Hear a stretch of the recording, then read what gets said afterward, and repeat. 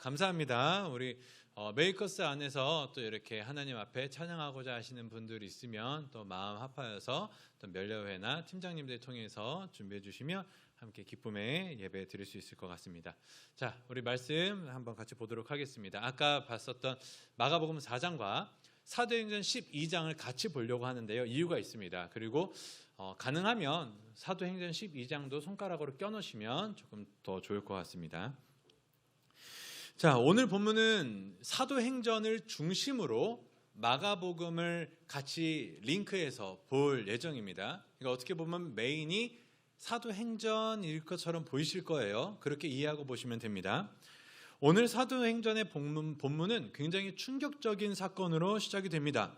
요한의 형제 세베대의 아들 보아너게 곧 우레의 아들이라고 불렸던 사도 야고보가 죽임을 당합니다. 자, 이때 예수님의 제자들은 몇 명이었을까요? 네, 12명. 마띠아가 이제 들어왔겠죠. 마띠아 들어와서 12명. 이제 교체되기는 했지만 이제 생전의 12제자를 제가 3대 또는 4대로 나눌 수 있다고 했잖아요. 3명씩 4대로 나눌 수 있는데 그 중에 1팀 친위대가 누구였죠? 베드로, 야고보, 요한. 이 3명이 친위대입니다. 친위대인데 이 1대 친위대 예수님의 측근으로 보여지는 3명 중에 한 명인 사도 야고보가 순교를 당합니다. 가룟 유다를 제외하고서는 12사도 중에 첫 번째 순교예요. 여러분, 이 사건이 무엇을 의미하는지 잘 생각해 봐야 됩니다. 자, 여러분 슈퍼맨 아시죠? 슈퍼맨 하면은 굉장히 강한 초능력을 가진 어떤 영웅이잖아요. 진짜 슈퍼맨 같은 우리 아빠, 슈퍼맨 같은 우리 남자친구 이렇게 이야기할 수 있겠지만 슈퍼맨이 내 옆에 있다라는 것은 굉장히 든든한 일입니다. 그런데 여러분 슈퍼맨에도 약점이 있다라는 게 되게 유명하죠. 뭐죠? 크립토나이트. 네, 이거 있으면 슈퍼맨이 막 맥이 푹 빠지고 그렇게 죽잖아요. 여러분 든든한 슈퍼맨 같은 존재가 내 옆에 있어서 굉장히 힘이 됐는데 크립토나이트에 무기력해진 슈퍼맨처럼 내 옆에 있는 어떤 그러한 존재가 무기력하게 믿었던 존재가 무기력하게 당하는 예를 들면 경찰이 나를 지켜준다고 옆에 있었는데 경찰이 무기력하게 강도들에게 당하는 모습을 봤을 때의 그 충격, 그러한 느낌을 생각해 보시면 됩니다. 자, 이거를 보면서 사람들은 이렇게 생각했을 거예요. 12사도도 죽임을 당할 수 있구나. 12사도도 죽임을 당할 수 있구나. 이 충격적인 현실을 직접 마주한 겁니다. 안진뱅이를 걷게 하고 죽은 자를 살리는 사도들도 막상 권력 앞에서, 막상 악이 바로하는 그 상황에서, 막상 사람들 앞에서, 죽음 앞에서 맞닿았을 때 천사가 내려와서 지켜주지 않는구나. 무참하게 칼에 찔려 죽는구나. 이것을 직접 보게 된 겁니다. 굉장히 암울한 상황이죠. 근데 그 와중에 오늘 12제자 중에 수장급인 베드로가 감옥에 잡혀갑니다. 엎친 데 덮친 격이죠. 여러분, 우리는 이미 삶 속에서 이 베드로, 야고보의 죽음, 우리는 모두 다 이 야고보의 죽음을 다 직면해 봤을 거예요. 무슨 말이냐면 예수님을 처음 만난 순간을 한번 생각해 보세요. 얼마나 좋습니까? 어느 것과도 비교할 수 없는 아름다움, 그리고 찬란한 영광, 달콤한 그분의 음성, 그리고 천지만물이 하나님을 찬양하고 천지만물이 모든 것이 생생하게 이렇게 살아있음을 느끼는 그 찬란한 순간이 우리 모두가 있었을 텐데, 그때는 우리 이렇게 고백하죠. 예수님과 함께라면 어디든 갈 수 있어. 예수님과 함께라면 뭐라도 할 수 있어. 이렇게 우리는 생각하고 나아갑니다. 예수님을 처음 만날 때도 그렇고요.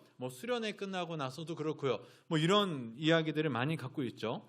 그런데 그렇게 살아가는 어느 날 우리는 모두 다 이 야고보의 죽음과 같이 그런 이상이 와장창 깨져버리는 경험을 다 하게 됩니다. 나도 아플 수 있구나. 나도 실패할 수 있구나. 나도 죽을 수 있구나. 나도 어쩔 수 없이 이 땅을 살아가고 있구나. 여러분 맞습니다. 이렇게 인생 가운데에 각자 야고보의 죽음을 경험하면은 인생이라는 이 항해가 얼마나 위험천만한 곳이었는지를 다시 깨닫게 되고 그때부터는 우리는 불안함과 두려움이 엄습하는 것을 느끼게 됩니다. 내일 내 삶에 대하여 앞으로 나의 미래에 대하여 우리는 이 의문을 갖게 되죠. 나는 과연 안전할까? 나는 과연 안전할까? 우리 마음속에 요동치는 이 불안들이 결국은 각각 마주했었던 야고보의 죽음의 기억으로 말미암아 더 증폭되죠. 그래서 이 야고보의 죽음의 여파가 가지도 않은 상황에서 베드로까지 잡혀버린 이 상황, 얼마나 두려운 상황일까요? 오늘 성경 사도행전 12장 2절에서는 이렇게 이야기합니다. 요한의 형제 야고보를 칼로 죽이니 유대인들이 이 일을 기뻐하는 것을 보고 베드로도 잡으려 할세 때는 무교절 기간이라. 이때는 우리가 헤롯이 왜 베드로를 잡아들여 죽이려고 했는지 알 수가 있습니다. 잡아서 겁주려고? 아니죠. 야고보를 죽였더니 사람들이 어떻게 반응하죠? 사람들이 어떻게 반응하죠? 기뻐합니다. 어쩔 수 없는 정치인이에요. 사람들이 야고보를 죽이니까 기뻐하고 환호합니다. 그러니까 이 어떤 인기를 얻기 위해서 베드로를 죽이려고 하는데 진짜 죽이려고 합니다. 야고보 죽였더니 사람들이 좋아해요. 되네. 베드로도 죽이려고 합니다. 여러분 야고보도 죽였는데 베드로라고 못 죽일 일이 어디 있겠어요. 근데 여기서 성경은 무교절 기간이라고 하죠. 무교절 기간이 대략 일주일 정도 됩니다. 일주일 정도 되는데 이 무교절 며칠째에 잡혀갔다라는 것을 정확히 알 수는 없습니다. 정확히 알 수는 없지만 적어도 잡은 이후에 며칠의 유예 기간이 있었다라는 것을 우리가 볼 수 있죠. 잡자마자 죽인 게 아니라 잡고 나서 이제 사형수로 묶어놓고 죽이려고 하는 그 유예 기간이 있었다라는 것을 이제 확인을 하게 됩니다. 이 기간에는 무교절 기간이라서 사형을 집행할 수가 없었던 거예요.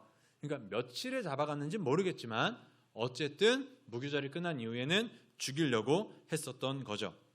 그리고 바로 이 헤롯이 베드로를 처형하기 전날이 되었습니다. 바로 전날이에요. 죽기 전날 밤, 인생의 마지막 날이라고 생각할 수 있는 바로 그 밤이 되었습니다. 내일이면 죽는 거예요. 사도행전 12장 5절을 보면 베드로는 옥에 갇혔고 교회는 간절히 기도했다라고 합니다. 교회가 간절히 위해서 기도했대요.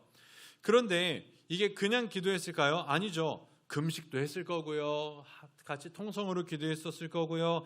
제대로 자지도 못하고 먹지도 못하며 베드로를 위해서 밤낮으로 기도했을 겁니다. 그런데 그렇게 잡혀간 이후로 며칠 동안 기도했는데 전날까지 하나님이 일하셨어요? 일하시지 않으셨어요?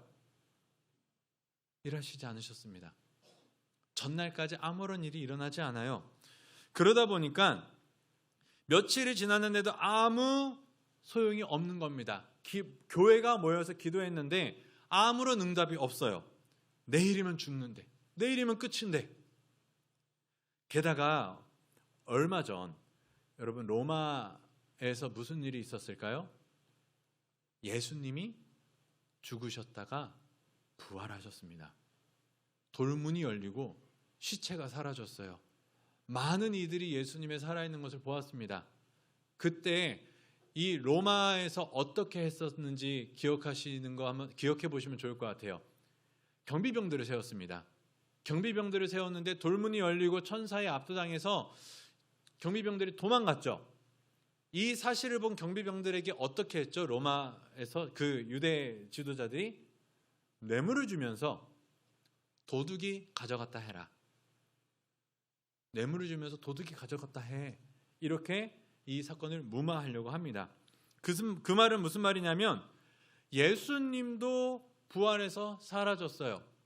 무슨 일이 있었습니다. 그러니 베드로를 지키던 군인들 얼마나 경계했었을까요? 예수님이 진짜 부활하신 걸까? 아니면 진짜 사람들이 우르르 와서 데리고 간 걸까? 긴가민가 했겠죠. 긴가민가 하면서 그들은 더 강하게 죽였을 겁니다. 베드로를 어떻게 하면 탈옥시키려고 하는 사람들이 올지 몰라. 이렇게 긴장을 하면서 철통 경계를 했을 건데 실제로 12장 4절을 보면 군인 넷씩 네 패에 맡겨서 지켰다라고 합니다. 이거를 이제 잘 보면은 상상을 해보세요. 베드로가 안 그래도 오간에서 쇠사슬에 매여 있습니다. 베드로가 쇠사슬에 매여 있는데 그 양옆에 2명의 군인이 보고 지키고 있는 거예요. 2명의 군인이 지키고 있고 거기에 나가서 첫 번째 문에 1명의 경계병이 서고 있습니다. 근데 여기서 끝이 아닙니다. 또 한 번의 문이 있어요. 2번째 문에 나가면 그 2번째 문 뒤에 또 1명의 군인이 지키고 있어요. 엄청 삼엄한 거죠. 엄청난 철통 경계를 하고 있는 겁니다. 이러한 가운데에 그냥 끝나는 게 아니라 이게 끝나면 밖에 나갈 수 있는 철문, 쇠문도 있었다 이야기합니다. 그러니까 총 3개의 관문을 철통같이 지키고 있었던 거죠. 야고보를 죽였듯이 이제는 베드로도 꼭 죽일 거다, 실수하지 않을 거다라는 아주 강한 의지가 엿보이는 부분이에요. 자, 여러분, 이런 상황이 됐습니다. 잡혀갔는데 내일이면 죽어요. 그리고 군인은 4패씩 4조로 쉬지 않고 계속해서 자기를 이렇게 봅니다. 경계를 서고 있습니다. 이때 베드로의 입장에 한번 되어보세요. 어떨 것 같으세요? 이제 쇠고랑이 있는 그림이어야 되지만 일단은 뭐 그림상 저렇게 보시고 베드로라면 어땠을까요? 한번 입장을 바꿔서 생각해 보시면 소위 그 당시에 정치 권력을 가진 자들은 자신을 죽이려고 하고 또 백성들은 자신을 죽는 것을 기대하면서 내일을 기다리고 있어요. 군인들은 철통까지 자기를 지키고 있고 교회는 기도하는 것 외에는 도와줄 수 있는 것이 아무것도 없어 보였습니다. 여러분이 이런 상황에 처해 있다면은 이 죽기 전날 밤 뭐 하시겠어요? 이 죽기 전날 밤 여러분들은 어떠한 행동을 했을까요? 한번 상상을 해보면 좋을 것 같습니다. 잡혀왔었던 첫날에는 희망이 있을 것 같아요. 그래도 소망을 꿈꿀 겁니다. 하나님이 나를 지켜주실 거야. 나를 위해서 기도하는 이들이 얼마나 많을 텐데 기도하는 가운데에 선하신 하나님의 능력이 임할 거야 라고 하면서 기대했을 건데요. 하루가 지나고 이틀이 지나고 며칠이 지나가는데 조금씩 불안해지고 마음이 약해집니다. 과연 하나님이 나를 구해주실까? 과연 하나님이 일하실까? 얼마 전에 야고보가 죽었을 때 하나님이 일하셨던가? 얼마 전에 야고보가 죽을 때에 천군 천사가 내려와서 지켜주셨던가? 백성들이 조롱하고 비웃고 기뻐할 때에 누구 하나 그 순간에 하나님의 능력을 나타낸 자가 있었던가? 그치, 나도 죽지 않을까? 나도 저렇게 되지 않을까? 그리고 마지막 날 밤이 되어갔을 때쯤에는 이 걱정이 확신이 되어갈 것 같습니다. 그래, 나도 야곱처럼 죽는구나. 이제 아무 일도 일어나지 않는구나. 하나님은 침묵하시는구나. 그리고 이제 절망 속에서 불안함으로, 두려움으로, 초조함으로 저라면 잠을 못 잘 것 같아요. 잠을 못 자고 그 밤을 지새울 것 같습니다. 어떻게 잠을 자겠어요? 마지막 순간까지 기도했을 거예요. 그래도 좀 제정신이라면 하나님 지금이라도 일해 주십시오. 지금이라도 늦지 않았습니다. 지금이라도 도와주십시오라고 잠 못 자고 기도했을 겁니다. 근데 오늘 본문 속에 베드로를 보시면 베드로 뭐 하고 있죠? 잡니다. 베드로가 자요. 여러분, 두 병사가 지키고 있는 곳에서 편한 침대도 아니라 쇠사슬이 묶인 채, 두 쇠사슬에 묶인 채 자리도 불편하고 마음도 불편해서 자는 게 쉽지 않았을 텐데 베드로는 잡니다. 근데 이게 그냥 자는 게 아니라 이따가 주의 사자가 나타나서 베드로를 불러요. 옥중의 광채가 훤히 비칩니다. 그리고 베드로를 부릅니다. 부르고 인기척을 하는데도 못 일어나요. 그래서 천사가 어떻게 하죠? 옆구리를 팍팍 칩니다. 야, 일어나라고. 이렇게 해서야 일어나요. 그렇게 해서 일어날 정도로 합니다. 어떻게 이럴 수 있지? 울다 지쳐 쓰러진 거겠지. 아니면 뭔가 있었겠지. 그런데 성경은 우리의 이런 예상을 베드로의 기도함, 고민함 이런 걸로 보여주지도 않고요. 아무 일도 없는 듯이 자기 집인 것처럼 자고 있는 것을 보여줍니다. 대체 어떻게 이런 일이 있을 수 있을까요? 여러분, 우리는 인생을 어떤 항해하는 배로 비유하고는 합니다. 달콤한 미항 속에서 이렇게 뭔가 기분 좋게 항해를 하는 것처럼 느껴질 때도 있지만 어느 때에는 도무지 내가 감당할 수 없는 풍랑을 만나서 곧 죽게 되는구나 라는 생각을 할 때가 있습니다. 근데 이게 문제는 비단 나의 문제가 아니라 전문가들도 이제는 당신은 끝났습니다. 당신은 죽었습니다. 소망이 없습니다라고 이야기하는 그때가 있다는 거예요. 여러분, 베드로도 그렇게 느꼈을 겁니다. 야고보 죽었어요. 아무도 지켜주지 않았습니다. 야고보 무참하게 순교당했습니다. 하나님은 그냥 그를 죽게 놔두셨습니다. 천사들을 보내주시지도 않으셨고요. 기적이 일어나지도 않았습니다.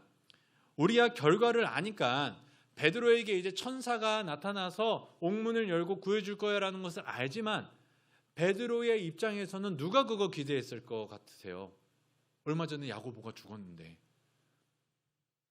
더욱이 11절을 보면, 사도행전 12장 11절을 보면요, 베드로가요 나중에 이거 천사가 끌고 나간 다음에 이게 정신이 들고 나서 이게 꿈이 아닌가? 진짜 구해준 거네?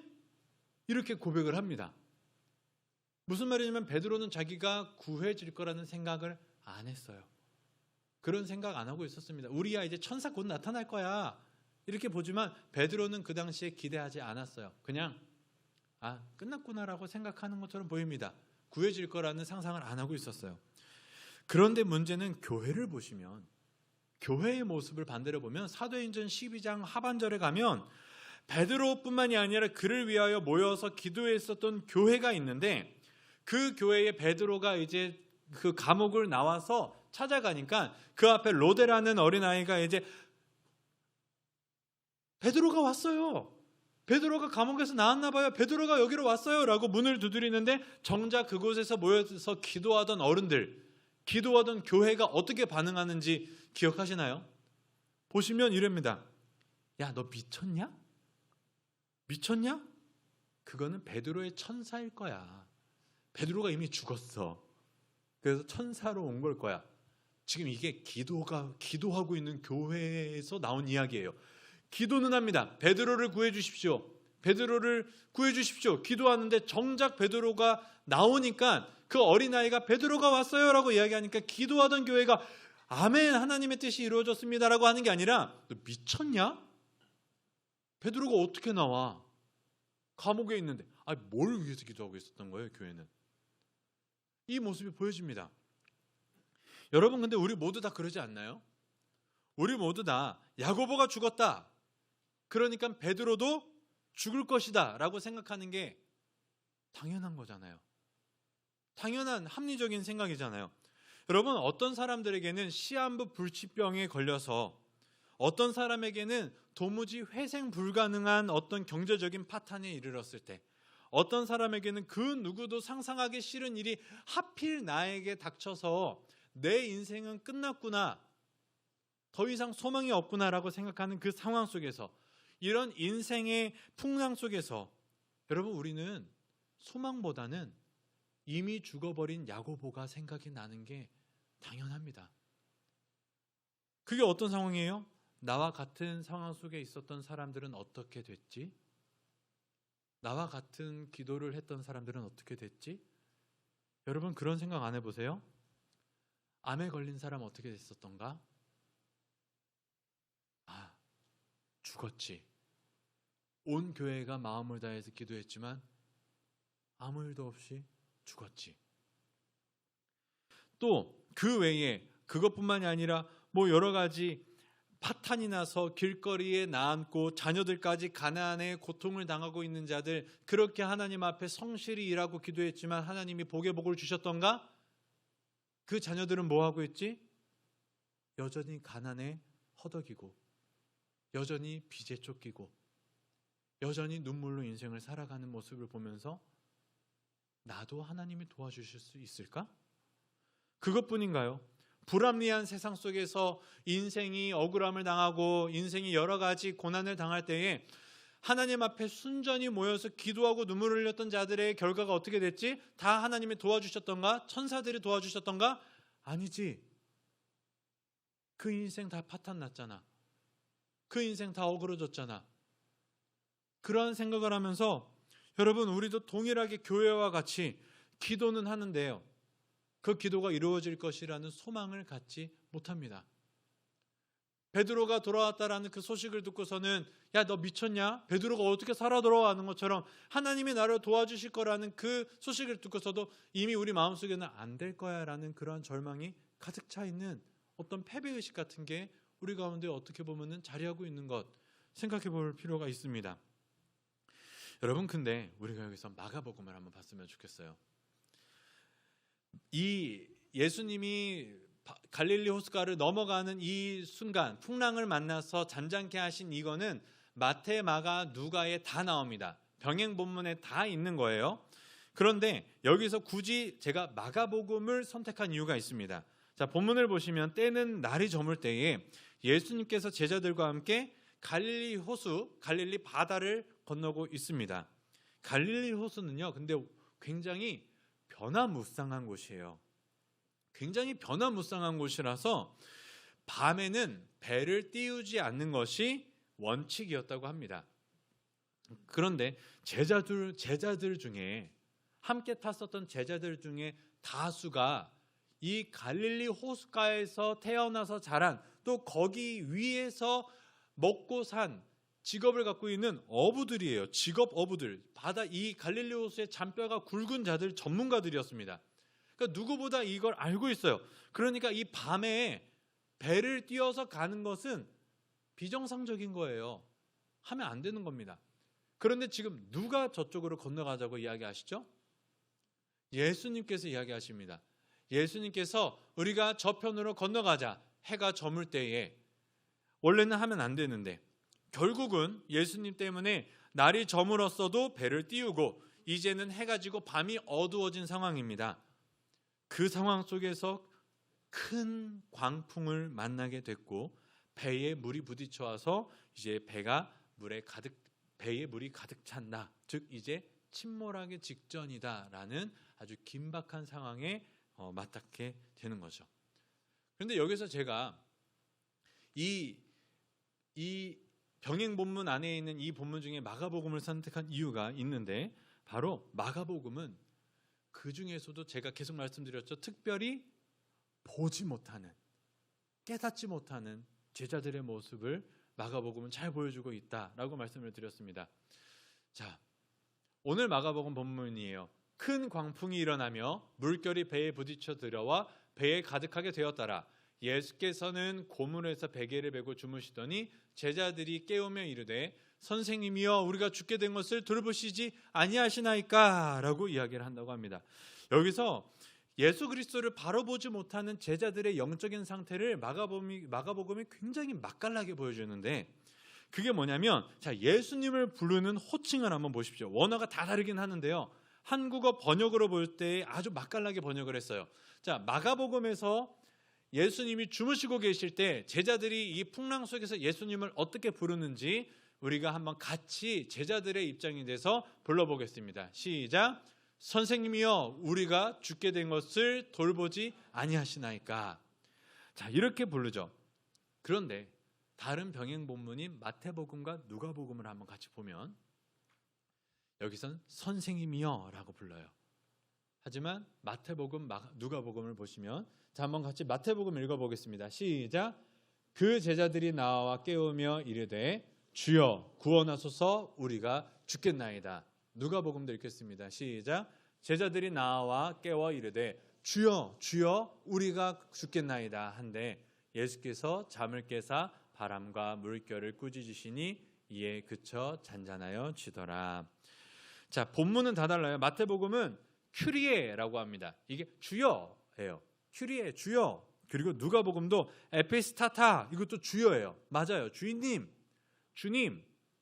그런데 마가복음만 디다스칼레, 디다스칼레, 선생님, 선생님이라고 하는 거죠.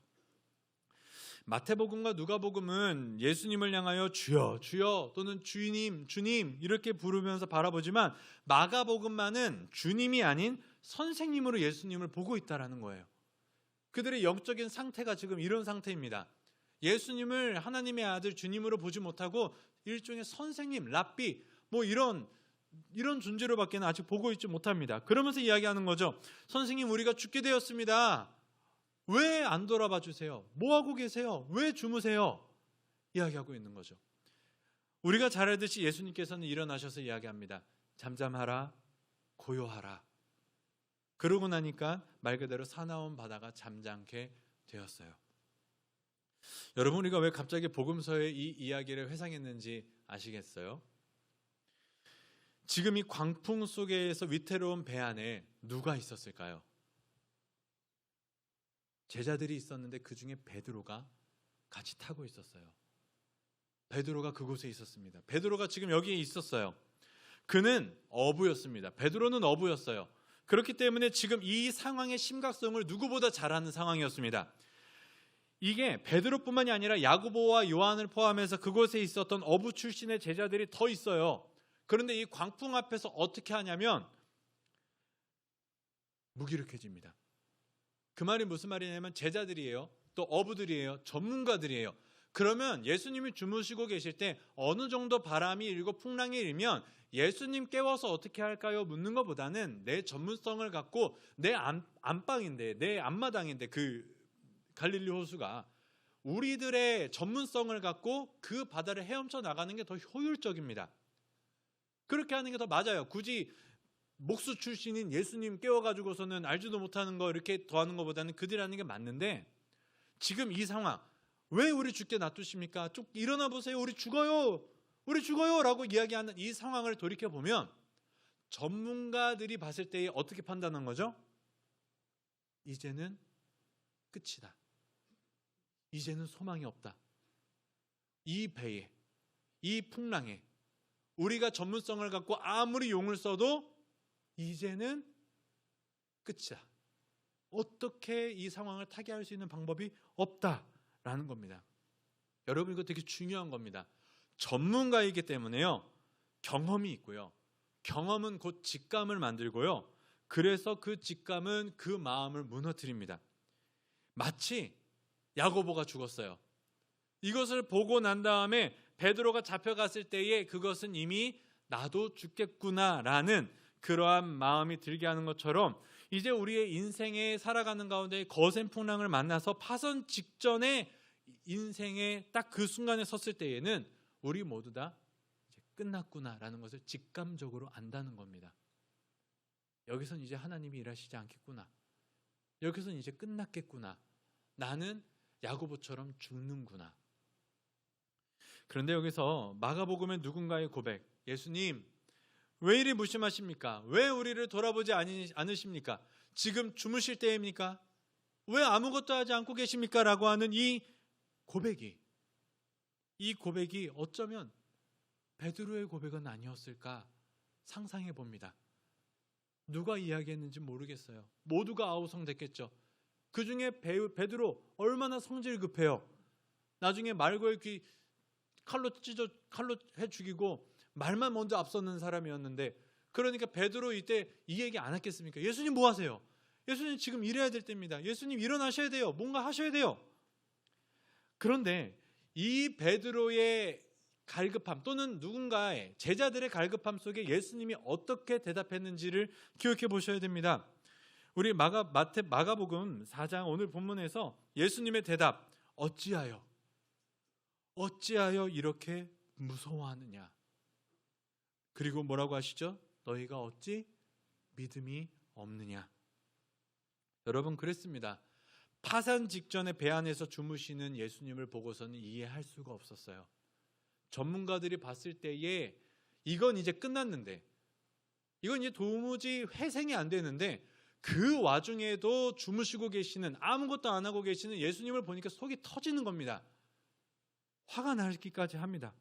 그런데 이 예수님의 이 베드로가 이제는 사도행전에서 예수님을 닮아서 그 예수님의 모습이 베드로의 모습 가운데에 동일하게 나타나서 죽임을 당하기 전날 뭘 하고 있었다고요? 자고 있습니다. 베드로가 자고 있어요. 여러분, 베드로는 분명히 거센 풍랑 속에서 예수님만 계시면 되는구나, 예수님만 계시면 되는구나라는 이 잊을 수 없는 분명한 경험을 이 순간에도 기억하고 있었을 겁니다. 예수님이 일하고 계시던, 침묵하고 계시던, 아니면 주무시고 계시던, 그건 중요하지 않습니다. 그건 부수적인 것일 뿐이에요. 그저 정말 진짜 예수님만 함께 계신다면, 예수님만 그 배에 함께 계신다면 베드로에게는 충분한 거였습니다. 아무 문제가 없었던 거예요. 무엇보다 오순절 성령이 임했을 때에 벌떡 일어나서 설교한 사람이 베드로였다라는 것을 기억하면, 베드로는 분명히 예수님께서 승천하시기 전에 나는 하늘로 올라가겠지만 성령이 대신 너희에게 임할 거야 라는 이 말씀을 온전히 이해하고 있었던 사람입니다. 그러니까 오순절 성령이 임했을 때에 벌떡 일어나서 설교를 했고 3,000명이 넘는 사람도 하나님께 돌아오는 귀한 역사를 계속해서 만들어 나가죠. 그래서 마가복음 배 위에서는 눈에 보이는 육신을 입으신 예수님을 보았다면, 이제 베드로는 그 감옥 속에서 눈에 보이지는 않지만 예수님의 영, 예수님께서 약속하신 보혜사 성령이 계시는 것을 믿고, 그 성령이 계시는 그곳이 바로 예수가 계신 곳이고, 예수가 계신 그곳이 하나님의 나라고 우리 하나님 아버지의 집이 된다는 것을 분명히 믿음으로 알고 있었던, 믿었던 자라는 것입니다. 비록 옥에 갇혔습니다. 병사들이 나를 철통같이 지키고 있었습니다. 그리고 바로 내일 죽음이 나를 기다리고 있습니다. 그러나 베드로는 믿음의 눈을 열어서 나와 함께 계시는 성령, 나와 함께 계시는 예수님을 보았고, 그리고 그렇게 그는 그 순간에도 평안히 잠을 잘 수 있었던 겁니다. 왜죠? 아버지의 품이었기 때문에, 그 자리가 아버지의 품 아니었기 때문에 베드로는 그저 잠을 잘 수 있었던 겁니다. 그는 그 어떤 것보다도 이것을 중요하게 생각했었던 사람입니다. 그래서 지금 예수님은 나와 함께 계시는가? 그래서 지금 나와 함께 계시는 예수님이 분명히 내가 느끼고 있는가? 여러분, 그 질문에 베드로는 집중했고, 그래서 그와 함께 하시는 예수님 때문에 그는 평안히 잠을 잘 수 있었습니다. 사랑하는 메이커스 여러분, 여러분의 삶은 어떠세요? 많은 성도들이 열심히 기도합니다.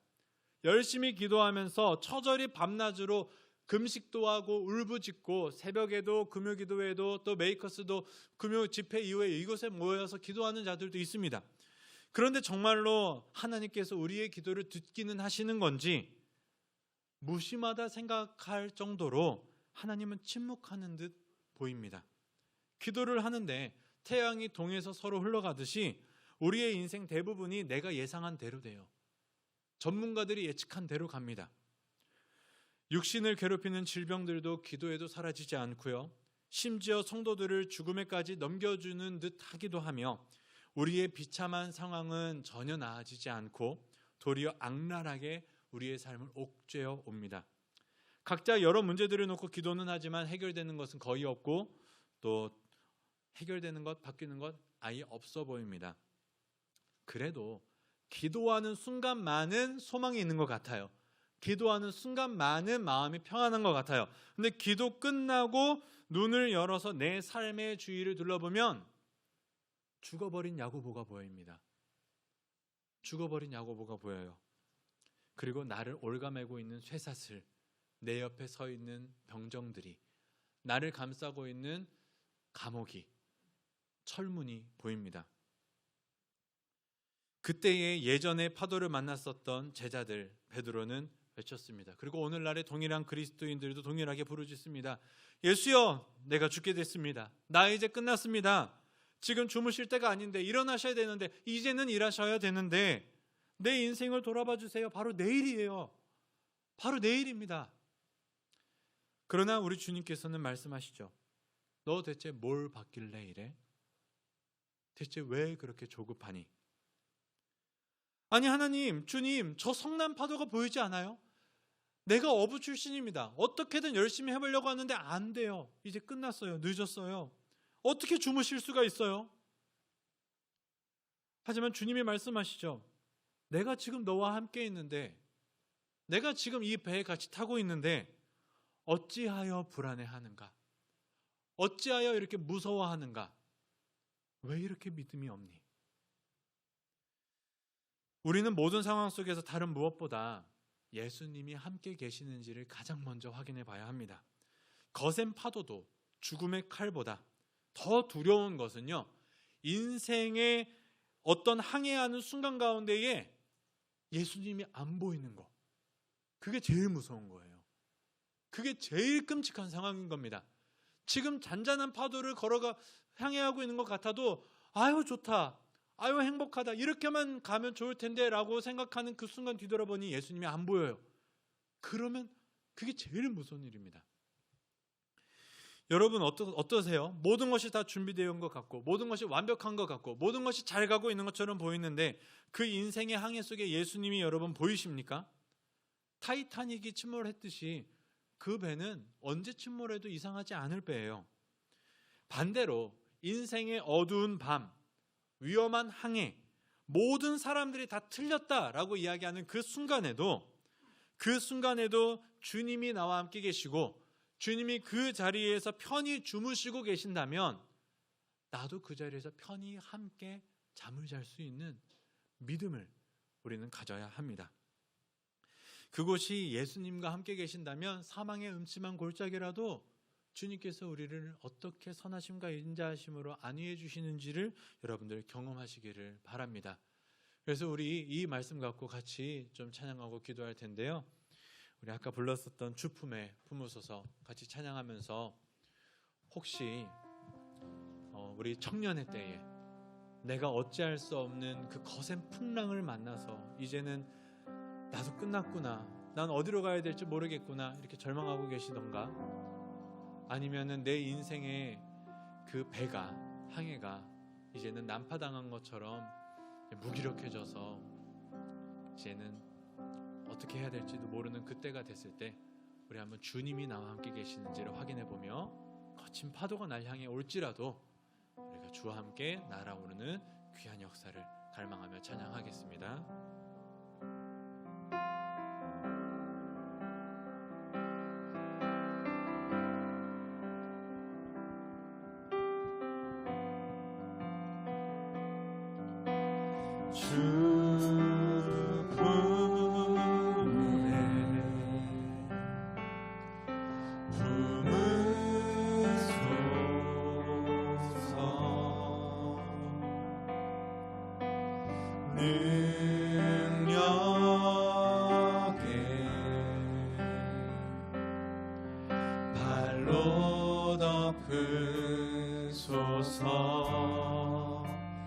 거친 파도 날 향해 와도 주와 함께 날아오르니 폭풍 가운데 나의 영혼 잠잠하게 주보리. 다시 한번 찬양합니다. 주 품에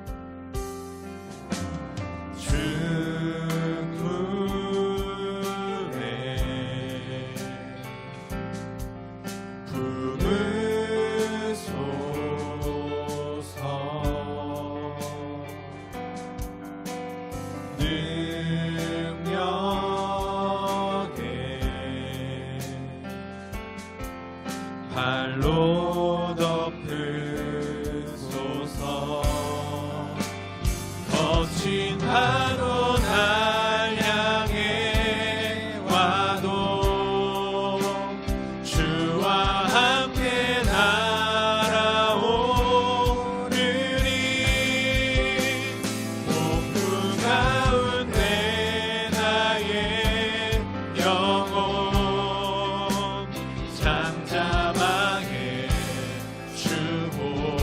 거친 파도 날 향해 와도 거친 파도 날 향해 와도 주와 함께 날아오르니 폭풍 가운데 나의 영혼 잠잠하게 마지막으로 찬양합니다. 거친 파도가 날 향해 다가올지라도 거친 파도 날 향해 와도 주와 함께 날아오르니 폭풍 가운데 나의 영혼 잠잠하게 주를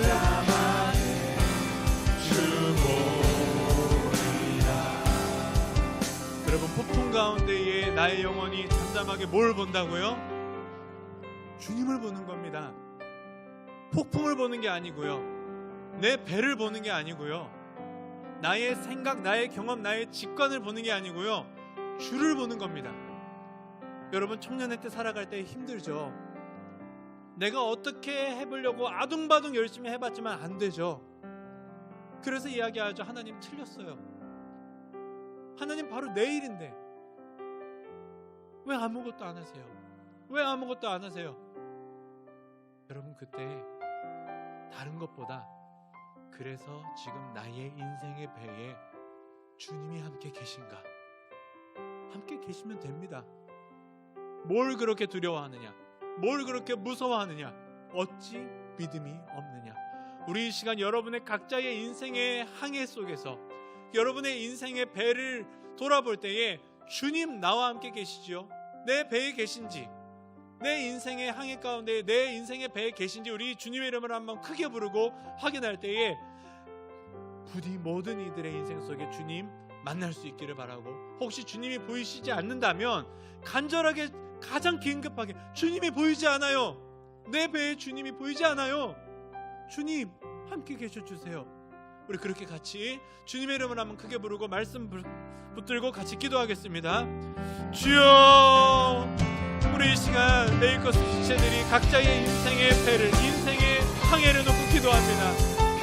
너무 거친 파도가 다가와서, 인생의 풍랑이 다가와서 어떻게 해야 될지 모르는데, 이제 어떻게 해야 될지 이제는 아무것도 보이지 않을 때 다 끝났구나, 야고보도 죽었고 또 내가 아무리 해봐도 이제는 나는 침몰밖에 당하지 않을 그때는 어찌합니까? 주여 어찌하여 나를 돌아보시지 아니하시나이까? 주여 어찌하여 주무시고 계시나이까?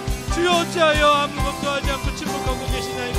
고백할 때에 하나님, 우리 주님의 말씀, 네가 어찌하여 두려워하느냐? 어찌하여 그렇게 불안해하느냐? 어찌하여 믿음이 없느냐? 우리가 나와 함께 계시는 예수님을 볼 때에 그곳에 하나님의 나라가 임하고 그것이 곧 아버지의 집이 되고, 그래서 어떤 곳에서든지 평안하게 잠을 잘 수 있는 그러한 자들 되게 하여 주옵소서. 주님께서 사랑하시는 이들에게 잠을 주신다 하였사오니 주여, 이들이 어떠한 인생의 순간 속에서도 그 평안함으로, 그 위로함으로 하나님 평안한 잠을 잘 수 있도록 도와주시옵소서. 인생의 모든 순간에 주여 계시길 바랍니다. 계시길 바랍니다. 우리 그래도 마지막으로 한 번만 더 기도합시다. 혹시 요즘 기도하고 있는 것 중에 너무 불안한 것 있다면, 너무 두려운 것 있다면 우리 그거 갖고 하나님 기도합시다. 하나님, 나에게 믿음을 허락하여 주옵소서. 내가 불안하고 두려워하지 아니하고 말씀 한마디에 잠잠하라 고요하라 하시는 주님께서 모든 것을 주관하시는 것처럼 내 삶의 그 순간에도 주님의 말씀 하나로 모든 것이 변할 줄 믿사오니 오직 주님만을 믿고 평안하게 하여 주옵소서. 우리 삶의 두려움, 삶의 걱정들을 가지고 주님께 내어놓으며 주님 주시는 평안을 간구하며 마지막으로 기도하겠습니다. 우리 같이 기도합니다. 하나님, 참 두렵고 떨리는 인생을 살아가는 가운데에 평안을 주옵소서. 세상이 이해하지 못하는 평안을 이들에게 주옵소서.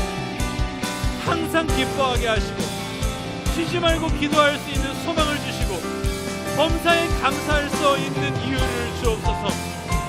오직 성령을 받은 자들이, 오직 예수를 믿은 자들에게 허락되는 은혜인 줄 믿사오니 세상은 이들을 이해하지 못합니다. 그러나 우리는 우리의 삶 가운데 계시는 예수를 바라보며 평안하게 하여 주옵소서. 이미 세상을 이기었사오니 주께서 주신 승리로, 주께서 주시는 능력으로, 주께서 주시는 평안으로 이들이 삶을 살아내게 하여 주옵소서. 하나님, 이들이 정말로 주님 안에 있는 그러한 능력을 가지고 살아가게 하여 주옵소서. 어찌하여 이렇게 무서워하느냐? 너희가 어찌 믿음이 없느냐? 살아계신 하나님 아버지, 이 인생을 항해해 나가는 가운데에 참 두렵고 떨리는 때가 많습니다. 이제는 모두가 다 틀렸다고 이야기하는 그때도 우리가 마주하게 됩니다. 그때에 우리가 믿음 없는 자들처럼 아우성대며 두려워 떨지 않게 하시고 오직 나와 함께 계시는 예수님을 굳게 붙들고 평안함으로 또 믿음으로 그 자리를 잘 지켜나가게 하여 주옵소서. 잠잠하라 고요하라 말씀 한마디에 천지를 주관하시는 분이 누구신지를 믿음의 눈을 열어서 보게 하시고 우리 청년들의 삶 가운데, 메이커스 지체들 삶 가운데 계시는 주님이 어떤 분이신지를 이들이 잊지 않게 하여 주옵소서. 예수님의 이름으로 기도하옵나이다. 아멘. 하늘에 계신 우리 아버지여, 이름이 거룩히 여김을 받으시오며 나라의 마으시며 뜻이 하늘에서 이룬 것 같이 땅에서도 이루어지이다. 오늘날 우리에게 일용할 양식을 주옵시고 우리가 우리에게 죄 지은 자를 사하여 준 것 같이 우리 죄를 사하여 주옵시고 우리를 시험에 들게 하지 마옵시고 다만 악에서 구하옵소서. 대개 나라와 권세와 영광이 아버지께 영원히 있사옵나이다. 아멘.